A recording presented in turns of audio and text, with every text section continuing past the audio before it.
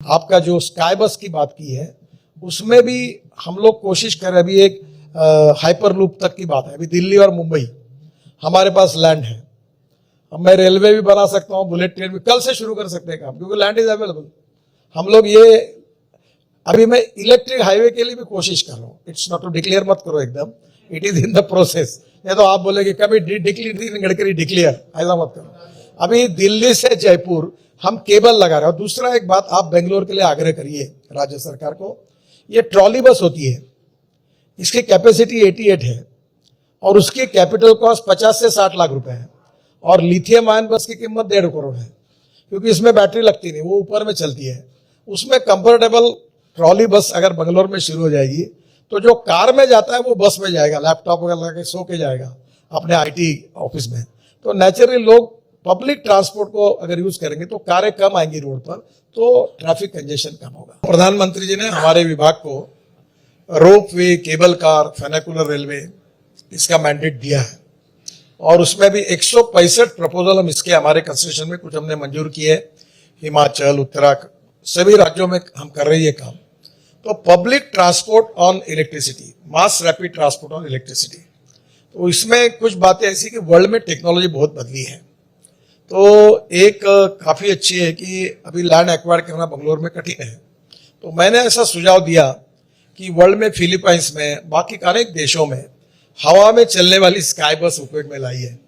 उसमें 200 लोग बैठते हैं और हवा में जाती है, स्काई बस इन एयर। तो उसके बारे में आज ही मैंने हमारे एनएचआई में जो हमारी काम लोग इस पे काम करते हैं उनको कहा था कि वर्ल्ड के एक्सपर्ट से एक बार बंगलोर के लोगों का, बंगलोर की स्थिति का अध्ययन करके एक कर लो और उसके बाद ये इस प्रकार का कोई सॉल्यूशन पब्लिक ट्रांसपोर्ट में हम बंगलोर को दे सकते हैं क्या, तो हम इसको फाइनेंशियली सपोर्ट कर सकते हैं। और ये हमारे डिपार्टमेंट का ही मैंडेट है। तो आज मुख्यमंत्री जी ने भी इस पर काफ़ी बातों की चर्चा हमारी डिटेल में हुई है।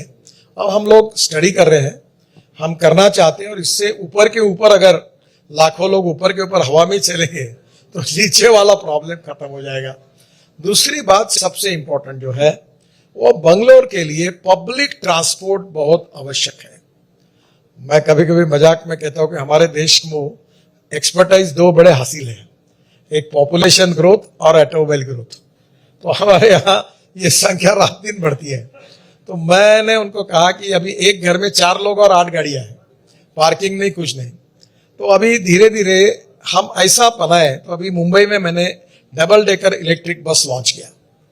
फिर हमने अभी एक ट्रॉली बस की कल्पना है।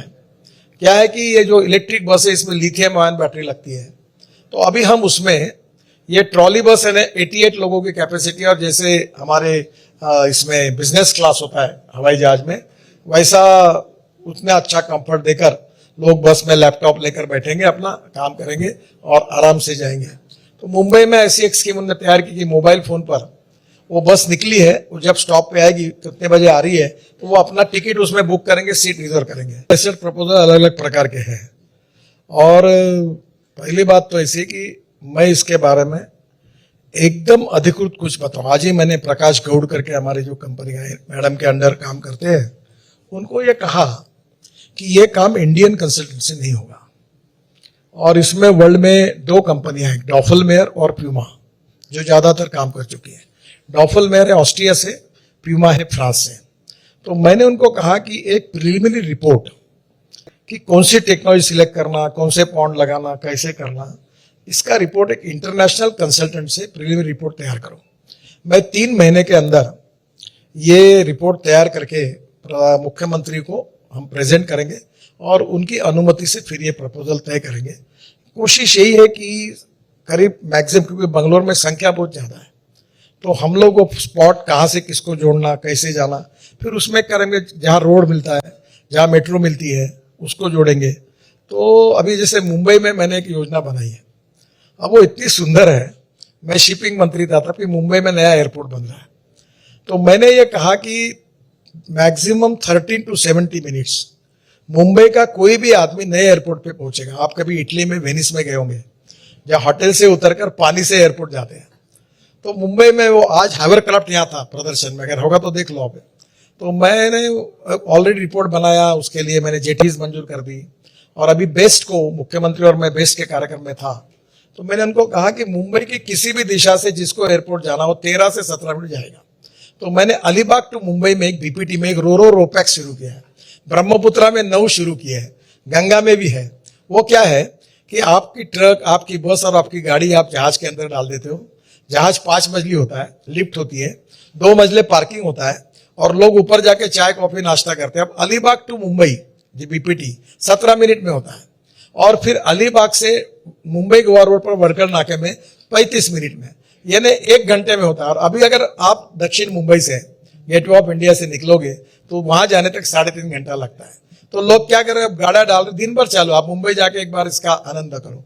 और ऐसे ही रोपैक्स है, ये भी बन सकते हैं। तो धीरे धीरे अलग अलग प्रकार के मोड है। अभी ये कि 5 साल के अंदर हमारे देश में 1.5 लाख बसेस है। तो मैंने सब ट्रांसपोर्ट मंत्रियों को आह्वान किया कि 5 साल के अंदर हमारे देश में 5 लाख बसें होंगी और पूरी इलेक्ट्रिक पर होगी या अल्टरनेटिव फ्यूल, डीजल पर कोई नहीं होगा। अब देखिए, डीजल पेट्रोल पे जाते तो 10 रुपया, अगर आप डीजल पे जाते तो 9 रुपया, अगर रेलवे से जाते हैं तो 6 रुपया और इलेक्ट्रिक से जाते तो 1 रुपया। Import substitute, cost effective, pollution free और इंडिजिनियस। हमने विस्तृत लेवल पर green hydrogen, ethanol, methanol, biodiesel, bio LNG, bio CNG और उसके साथ साथ हमने काफी चर्चा की। मुझे बहुत खुशी है कि मेरे पास हाइड्रोजन की कार है दिल्ली में। आप एक चक्कर मारोगे तो ऐसी कंफर्टेबल कार है, कोई भी कार से बहुत अच्छी है। ना धुआं निकलता है, ना पानी गिरता है, ना आवाज होता है। और ये पानी से हाइड्रोजन ऑक्सीजन अलग करके बंगलोर की कंपनी इलेक्ट्रोलाइजर बनाती है और धीरे धीरे हमारा किसान अन्नदाता के बजाय ऊर्जादाता बने। ये अपना मैं अनेक सालों से इस पे काम कर रहा हूं। और 28 तारीख को आपके कर्नाटक की कंपनी टोयोटो, इसकी एक कार, एक कैमरी करके कार थी, आपको याद होगा, जो 100 पेट्रोल डालने के बाद 40% बिजली पे चलती थी और 60% पेट्रोल पे चलती थी। तो अभी उन्होंने ऐसी कार लॉन्च की है जो कर रहे देश में, वो 100% बायो इथेनॉल पर चलेगी और 40% बिजली तैयार करेगी। तो पेट्रोल की कॉस्ट 25 रुपए लीटर के भाव से आएगी। अब बजाज, टीवीएस और हीरो, इन्होंने स्कूटर, मोटरसाइकिल तैयार किए 100% बायो इथेनॉल पर। Karnataka is a major state जो शुगर केन जूस से इथेनॉल बनाता है। और उत्तर प्रदेश है, हमारे मंत्री, ट्रांसपोर्ट मंत्री बैठे हैं, उत्तर प्रदेश इथेनॉल बनाता है, महाराष्ट्र बनाता है। अब हमने कौन से फूड ग्रेन से इथेनॉल बनाने की अनुमति दी है। तो अब हम 16 लाख करोड़ का हमारा फॉसिल फ्यूल का इंपोर्ट है। इसके बजाय हमारे देश के किसानों का ये फ्यूल सस्ता है। इथेनॉल का भाव 60 रुपए लीटर और पेट्रोल का 120 रुपए लीटर। और ethanol is prove to be better fuel